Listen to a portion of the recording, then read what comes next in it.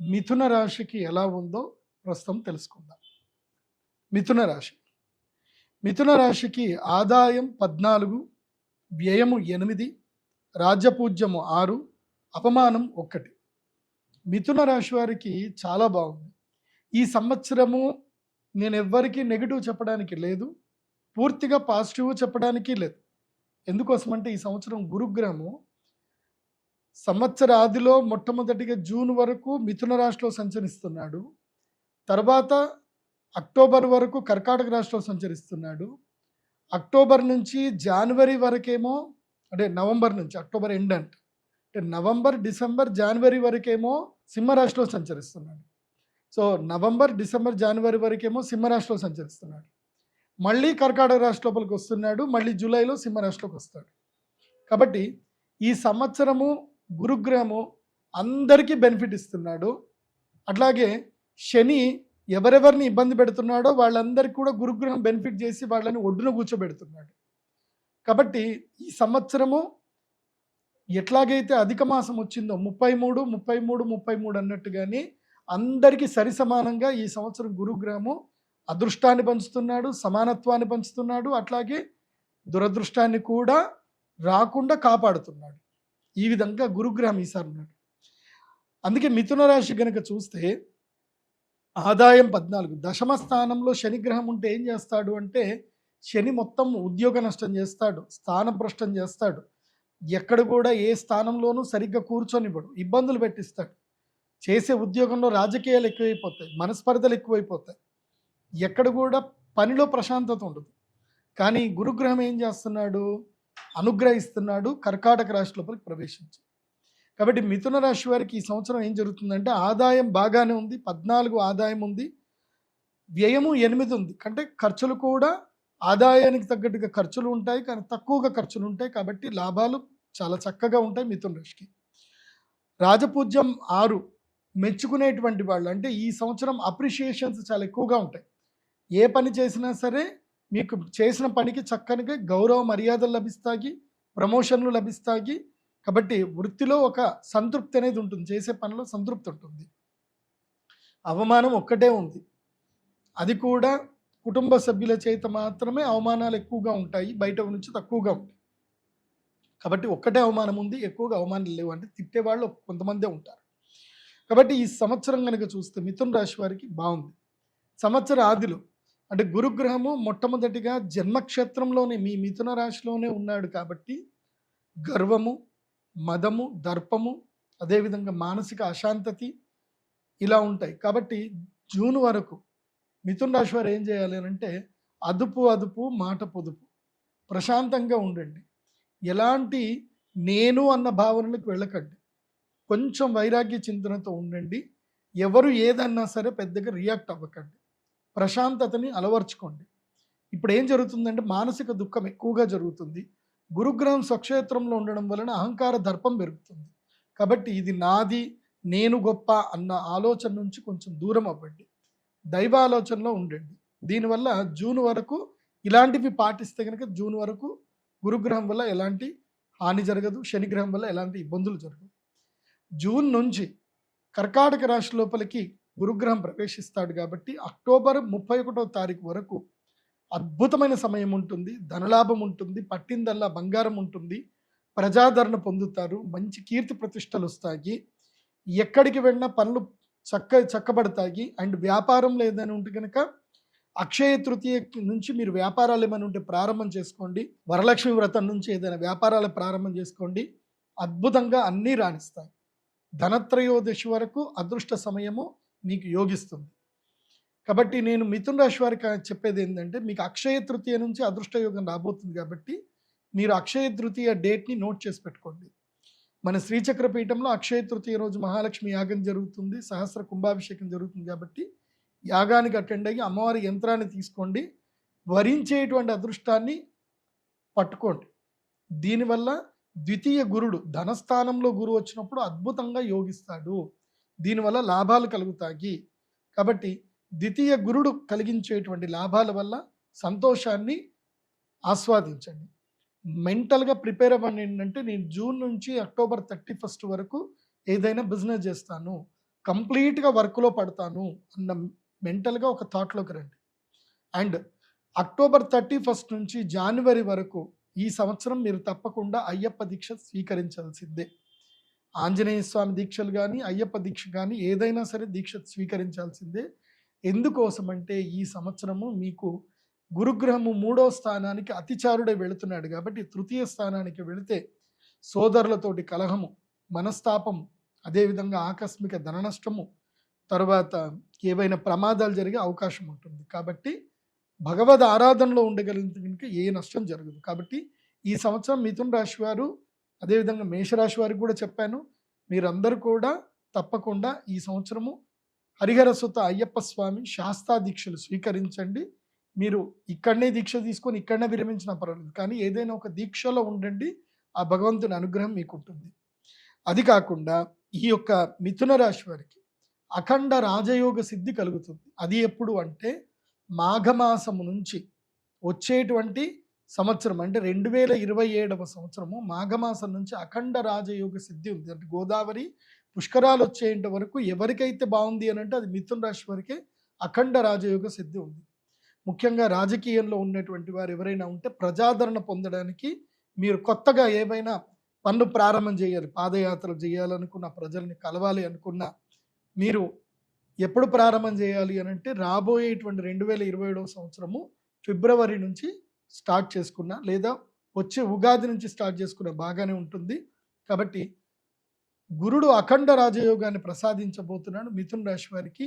ఎప్పటి నుంచి ఎప్పటి వరకు అంటే జూన్ నుంచి అక్టోబర్ 31 వరకు, 2026 ఫిబ్రవరి 27 ఫిబ్రవరి నుంచి 2027 జూలై వరకు అఖండ రాజయోగ సిద్ధిని కలిగించబోతున్నాడు గురుగ్రహం. కాబట్టి మీరు ఇవన్నీ కూడా పాటించండి, సంతోషంగా ఉండండి. అయితే గురుగ్రహ జాతకులు ఎవరైతే మిథున రాశి జాతకులు ఎవరైతుందో గురుగ్రహ అనుగ్రహంతో గృహ రుణాలు ఏమైనా ఉంటే కనుక ఈ సంవత్సరం తీసుకునే ప్రయత్నం చేయండి. గృహ రుణాలు కూడా తీర్చే ప్రయత్నాలు చేస్తారు, చక్కగా లాభం కలుగుతుంది. కొత్తగా వ్యాపారాలు ప్రారంభం చేయండి అని మాత్రం నేను మిథున రాశి వారికి ఈ సంవత్సరం అడ్వైజ్ చేస్తాను.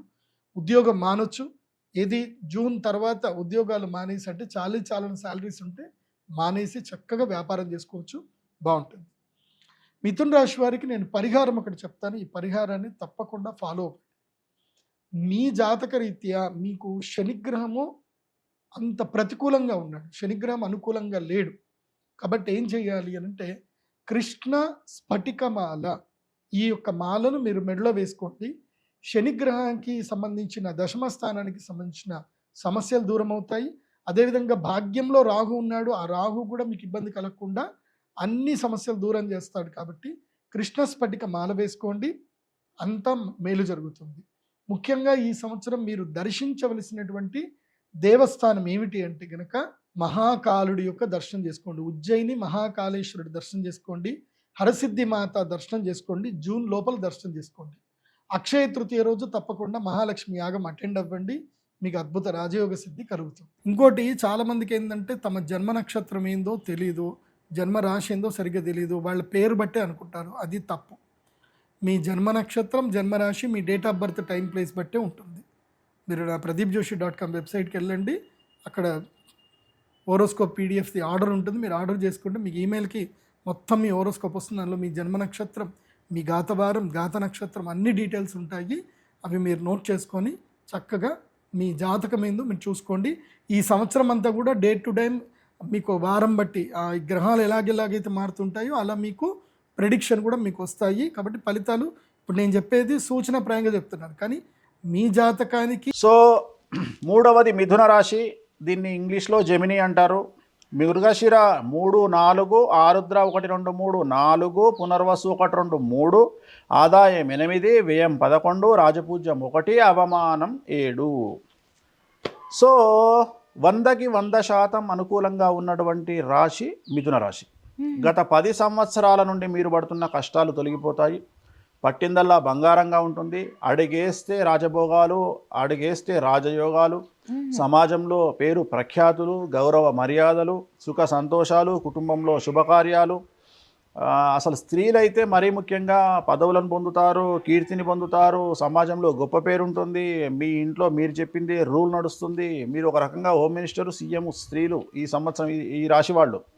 సో కుటుంబంలో మీ మాటకు ఎదురుండదు. విద్యార్థులకు ఉత్తీర్ణత శాతం పెరుగుతుంది. కోరుకున్నటువంటి యూనివర్సిటీల్లో ప్లేస్మెంట్స్ వస్తాయి, వీసాలు వస్తాయి, విదేశాల్లో ఉండేవారికి ఉద్యోగాలు వస్తాయి, అవివాహితులకు వివాహ యోగ సూచనలు ఉన్నాయి, సంతానం లేని వారికి సంతాన యోగం ఉంది, ఉద్యోగం లేని వారికి ఉద్యోగం వస్తుంది. అలాగే ఉద్యోగస్తులకు బదిలీలు, ప్రమోషన్లు ఉంటాయి. కళాకారులకు, క్రీడాకారుల అవకాశాలు, ఆదాయం పెరుగుతుంది. వ్యాపారస్తులకు అన్ని రంగాల్లో అనుకూలంగా ఉంటుంది. ఉమ్మడి వ్యాపారులకు, రిటైల్, హోల్సేల్ వ్యాపారులకు అనుకూలంగా ఉంటుంది. కాంట్రాక్టర్లకు పాత బకాయిలు వసూలవుతాయి. కొత్త కాంట్రాక్టులు వస్తాయి. సో రైతులకు 2 పంటల దిగుబడి రాబడి పెరుగుతుంది. చేపలు, రొయ్యలు, అలాగే పౌల్ట్రీ ఫామ్ విపరీతంగా డబ్బు సంపాదించుకుంటారు. రాజకీయ రంగంలో వారికి పదవి ఏర్పడుతుంది, పదవి వస్తుంది. అలాగే ఎన్నికలలో పోటీ చేసి గెలుపొందుతారు. సో ఏ రంగం వారికైనా ఈ సంవత్సరం పట్టిందల్లా బంగారంగా ఉంటుంది. 100కు 100% అనుకూలంగా ఉన్న రాశి మిథున రాశి. సో ఈ సంవత్సరం వీరికి ఎటువంటి పరిహారాలు అవసరం లేదు. పరాభవనామ సంవత్సరంలో మిథున రాశి వారికి ఆదాయం 8, వ్యయం 11, రాజపూజ్యం 1, అవమానం 7.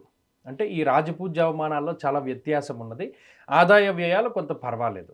ఇంత వ్యత్యాసం రావడానికి గల కారణం ఏంటి అంటే, ఒకటి ఈ సంవత్సరంలో ఉండేటువంటి గ్రహస్థితిని చూస్తే ఏకస్మిన్ వత్సరే జీవే రాశి త్రయముపాగతే. గురుడు ఈ సంవత్సరంలో 3 రాశుల యందు సంచారం చేస్తున్నారు. అది తీవ్రమైనటువంటి ప్రభావాన్ని చూపిస్తుంది. అలాగే ఈ రాశి వారికి ఈ గురువు జూన్ 2వ తారీఖు వరకు జన్మ రాశి యందే సంచరిస్తారు. జూన్ 2 దాటిన తర్వాత అక్టోబర్ 31 వరకు ఆయన 2వ స్థానమందు సంచరిస్తారు. అక్టోబర్ 31 దాటిన తర్వాత తృతీయ భావమందు ఉంటారు. అంటే ఈ సంవత్సరం మొత్తం మీద గురుబలం ఉండేటువంటి రోజులు ఎప్పుడు అంటే ఈ జూన్ 2 దగ్గర నుండి అక్టోబర్ 31 వరకు మాత్రమే. అంటే చాలా తక్కువ రోజులు. సరే, ఇంకా మిగతా దీర్ఘ సంచార గ్రహాలు ఏమైనా యోగిస్తున్నాయా అంటే కంటక శని ఉన్నారు. దశమంలో శనేశ్వరుడు మిథున రాశి వారికి అంత యోగించేటువంటి గ్రహం కాదు. భాగ్యస్థానమందు రాహు ఉన్నారు. ఈ రాహువు కూడా డిసెంబర్ నెలలో 8వ స్థానానికి వచ్చేస్తారు. అంటే యోగించేటువంటి గ్రహాల యొక్క సంఖ్య పెరగలేదు, కానీ ప్రతికూలించేటువంటి గ్రహాల యొక్క సంఖ్య పెరుగుతోంది. కాబట్టి ఈ రాశి వారికి ఏంటి అంటే ఈ సంవత్సరం కొంత బలం తక్కువ. ఆ గురుబలం ఉన్నన్ని రోజులే వీరు డామినేటివ్గా ఉండగలుగుతారు. అనగా జూన్ 2వ తారీఖు నుండి అక్టోబర్ 31 వరకు మాత్రమే వీరికి ఉండేటువంటి గోల్డెన్ పీరియడ్. ఆ సమయాన్ని మాత్రం వీరు ప్రత్యేకించి ఉపయోగించుకోవాలి. ఇప్పుడు ఇది గోచారము. జాతకంలో ఉండేటువంటి దశాంతర దశలు గనక బాగుంటే ఏమవుతుంది, ఒకవేళ ఈ గోచార పరిస్థితులు బాగా లేకపోయినా వారు అధిగమించగలుగుతారు. జాతకంలో ఒక్కొక్కరికి యోగదశ నడుస్తుందమ్మా. ఆ యోగదశ నడిచినప్పుడు ఈ గోచార పరిస్థితులు బాగా లేకపోయినా వారు దాటగలుగుతారు. ఇది కూడా వీరు దృష్టిలో పెట్టుకోవాలి. ఇంకో విషయం ఏంటి అంటే మిథున రాశి వారికి జన్మ గురుడు, దశమంలో ఉండేటువంటి శనేశ్వరుడు ఏ రకమైనటువంటి ఇబ్బందులు ఇస్తారు అంటే మెయిన్గా ఉద్యోగ సంబంధమైనటువంటి సమస్యలు. రాజకోపో యశోహాని ఉద్యోగస్య విరోధకం అన్నారు. ప్రత్యేకించి గోచార దర్శనం అంటే ఒక గ్రంథాన్ని మనం పరిశీలన చేస్తే గోచార ఫలితాల్లో ఉద్యోగస్య విరోధకం. వీళ్ళ బుద్ధి అంతా ఎలా ఉంటుంది, అబ్బాయి మనం ఈ శాలరీకి ఏం ఉద్యోగం చేయలేమో, మన ఇంటికి వెళ్ళిపోయి బజ్జీలు గుట్టో లేకపోతే ఇంకోటి ఏదైనా పెట్టుకుందాం అంటే అంత ఆలోచనలు వస్తాయి. మనకి ఇంత మనం ఇబ్బంది పడుతూ ఇంత ఉద్యోగం చేసే పరిస్థితులు అక్కర్లేదు, మనం ఏదైనా కొత్తగా వ్యాపారం చేద్దాం, అది చిన్న వ్యాపారం అయినా చేసుకుందాం అనేటువంటి ఆలోచన వస్తుంది. ఇలాంటి ఆలోచనలు వచ్చినప్పుడే వీరు దాన్ని కట్టడి చేయాలి.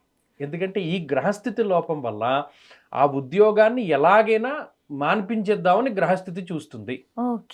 దానికి కారణాలు వెతుక్కునేటువంటి విధంగా చేస్తుంది ఈ గ్రహస్థితి. నిజానికి మనం ఆలోచించము, మన మీద ఉండేటువంటి ఈ గ్రహాల తాలూకు ఫలితమే మనల్ని ఆలోచించేలా చేస్తుంది. అప్పటి వరకు ఒకే రూట్లో వెళ్తాడు ఒకడు, కానీ ఇవాళ ఈ రూట్లో వాడికి దెబ్బ తగిలే యోగం ఉంటుంది. అప్పుడు వాడికి ఆలోచన ఏమొస్తుంది, అబ్బాయి రోజు ఇదే రూట్లో వెళ్తున్నాం కదా, ఇవాళ ఎలా వెళ్తే ఏమవుతుందని అనుకుంటాడు. వెళతాడు, పడతాడు. పడ్డవాడు అబ్బాయి ఇంకెప్పుడు ఈ రూట్లోంచి వెళ్ళకూడదని ఫిక్స్ అయ్యి మళ్ళీ ఎప్పుడు వెళ్ళే మార్గంలో వెళతారు. అంటే ఇక్కడ దెబ్బ తగులుతుంది అని ముందుగా చెప్పేమనుకోండి, ఈ ఆలోచన వచ్చినప్పుడు ఓహో మనకి పలానా మార్గం చేంజ్ చేయకూడదు, వెళ్ళే దోవలోనే వెళ్ళమని చెప్పారు కాబట్టి ఇలా వెళితే పడిపోతాం, అందుకని ఇలాగే వెళదామంటే అప్పుడు ఈ దెబ్బ తగిలేటువంటి స్థితి తగ్గుతుంది. అదే జ్యోతిష్యము. ఇది తెలుసుకోవడానికే జాతకం ఉన్నది. కాబట్టి ఈ సంవత్సరంలో ముఖ్యమైనటువంటి పనులు ఏమైనా ఉంటే అంటే వివాహము, ఉద్యోగం మార్పు, ఏదైనా కాంపిటేటివ్ ఎగ్జామ్స్ లేదా సంతాన సంబంధమైనటువంటి విషయాలు ఏ ఉన్నా సరే అది జూన్ నుండి అక్టోబర్ వరకు మాత్రమే ఈ రాశి వారు ముందుకు వెళ్ళాలి. మిగతా సమయంలో ముందుకు వెళ్ళవచ్చును, వెళ్ళినా అదృష్టం అనేటువంటిది తక్కువగా ఉంటుంది. అష్టమంలో ఉండేటువంటి రాహు డిసెంబర్ దగ్గర నుండి ఏదైనా చిన్న చిన్న కార్య విఘ్నం ప్రవాసంచ అన్నారు. ఏ పని ప్రారంభం చేసినా విఘ్నాలకి కారణమవుతాడు. ప్రవాసము అనగా ఇక్కడ స్థానం మార్పుకి కూడా అవకాశం ఉంటుంది మిథున రాశి వారికి. రాజకోపో యశోహాని ఉద్యోగస్య విరోధకం బుద్ధిభ్రంశో భాగ్యహాని. బుద్ధిభ్రంశం ఎప్పుడు కలుగుతుంది అంటే తీసుకోవలసినటువంటి నిర్ణయాలు సకాలంలో తీసుకోకపోవడానికి కూడా ఈ గ్రహస్థితి కారణం. మనం ఎక్కవలసిన ట్రైన్ వచ్చింది కానీ వీడు ఆలోచిస్తాడు మనం ఎక్కాలా వద్దా అని. ఈ లోపల ట్రైన్ వెళ్ళిపోతుంది. అక్కడ ట్రైను మిస్ అయింది, వీడి ఆలోచనలు పరంపర అలాగే కొనసాగింది, వీడి జీవితంలో ఏమీ అచీవ్ చేయలేకపోతాడు. ఆ బుద్ధి భ్రంశానికి కూడా ఈ గ్రహస్థితి కారణమవుతుంది. మిథున రాశి వారు ఈ సంవత్సరంలో గుర్తుపెట్టుకోవాల్సింది ఏంటి అంటే అతి ఆలోచనలు పనికిరావు. చాలా తేలికపాటి ఆలోచన చేయాలి, ముందుకెళ్ళిపోవాలి. ఒకవేళ మీకు తెగట్లేదు అనుకోండి, ఎవరైనా ఒక గురువు యొక్క అనుగ్రహాన్ని తీసుకోవాలి. తల్లో తండ్రో లేకపోతే భార్యో లేకపోతే భర్తో ఎవరో ఒకళ్ళ సలహా తీసుకుని ముందుకెళ్ళిపోవాలి. తప్పితే ఆలోచిస్తూ ఉంటే అక్కడే ఆ లూప్లో ఉండిపోతారు. ఒకటి. రెండవది కంటక శనేశ్వరుడు దశమంలో ఉన్నటువంటి శనేశ్వరుడు ఆయన కర్మ కారకుడు కాబట్టి కర్మస్థానమందు ఉన్నాడు కాబట్టి కర్మభ్రష్టులను చేయడానికి ఆయన ఎక్కువ చూస్తూ ఉంటాడు. అంటే ఏ పని చేయకుండా చాలా ఏదైనా దాన్ని ఏమంటారంటే బద్ధకంగా ఉండడానికి, ఏ పని చేయడానికి తగినటువంటి ఆసక్తి రాకుండా ఇంట్లోనే కూర్చుని ఎంతసేపు కాలక్షేపం చేయడానికి ఆయన అవకాశాన్ని ఇస్తాడు. కాబట్టి అది గుర్తుపెట్టుకోవాలి. అలా ఉండకూడదు. మనం కాలాన్ని వృధా చేయకుండా కాలాన్ని చక్కగా మనం సద్వినియోగం చేసుకోవాలి అనేటువంటి భావన కూడా వీరికి ఉండాలి. ఇది రెండవది. కాబట్టి ఈ రాహువు కానీ గురువు కానీ శనేశ్వరుడు కానీ కొంత ప్రతికూలంగా ఉన్నటువంటి సంవత్సరం ఈ సంవత్సరం కాబట్టి ఈ 3 గ్రహాలని సమన్వయపరుచుకుంటూ మన ఆలోచనలు పట్టుకుని ముందుకెళ్ళాలి. తప్పితే ఎవడో వచ్చి మనకి ఏదో చేస్తాడు, లేదా మనకి పలానా ఇక్కడ వరకు మనం కష్టపడితే ఇంకొకటి వచ్చి మనకి సహాయం చేస్తాడని పక్క వాళ్ళ మీద ఆధారపడకూడదు. ఒకటి. రెండవది అదృష్టాన్ని నమ్ముకుని ముందుకెళ్ళకూడదు. ఎప్పుడు వీడి స్వయం కృషి లేకపోతే వీడి ఓన్ స్వశక్తిని నమ్ముకోవాలి. తప్పితే అదృష్టాన్ని నమ్ముకుని ముందుకెళితే మిథున రాశి వాళ్ళు ఫెయిల్ అవుతారు. అలాగే స్పెక్యులేషను, జూదము, బెట్టింగులు లేకపోతే స్టాక్ మార్కెట్లు లేదా ఏదైనా ఇన్వెస్ట్మెంట్ చేసేటప్పుడు ఈజీ మనీ కోసం కనుక తాపత్రయపడితే ఉన్నది పోతుంది. అది ఈ రాశి వాళ్ళు గుర్తుపెట్టుకోవాలి. ఈ విషయాలన్నీ ఈ సంవత్సరంలో గుర్తుపెట్టుకోవాలి. మెరాకిల్స్ ఏమీ జరగవు. కొంతమందికి మెరాకిల్స్ జరుగుతాయి, అటువంటి వాళ్ళు ఉన్నారు. కానీ వీరికి ఏ విధమైన మెరాకిల్స్ ఉండవు. కష్టే ఫలి, కష్టం వల్ల ఫలితం వస్తుంది. దైవ బలాన్ని పెంచుకుంటూ ఉంటే ఆ కష్టం తగ్గుతుంది. అదే కాన్సెప్ట్ మీద ఈ సంవత్సరం వెళ్ళిపోతుంది. మంచి పీరియడ్ ఏదైనా ఉంది అంటే అది జూన్ నుండి అక్టోబర్ వరకు. ఈ విషయాన్ని దృష్టిలో పెట్టుకుని ముందుకెళ్తే ఈ సంవత్సరంలో పాడైపోకుండా ఉంటారు. మనం మంచిగా అవ్వకపోయినా పర్లేదు, ఉన్నది పోగొట్టుకోకుండా ఉంటే సరిపోతుంది. చక్కగా చెప్పారంటే అదృష్టాన్ని నమ్ముకోవద్దు అసలు. ఫస్ట్ థింగ్ కష్టాన్ని నమ్ముకుంటే డెఫినెట్లీ మంచి జరుగుతుంది. ఇంకా భగవంతుడి ఆరాధన చేస్తే కూడా ఇంకా మంచిది. ఇంకా కొంతమంది అదృష్టం మీద వెళ్ళిపోతుంది వాళ్ళ జీవితం, అటువంటి వాళ్ళు ఉన్నారు. అది మనం మాట్లాడుకుంటాం. కాకపోతే ఇప్పుడు ప్రెసెంట్ వీళ్ళకి మాత్రం అది నమ్ముకోకూడదు.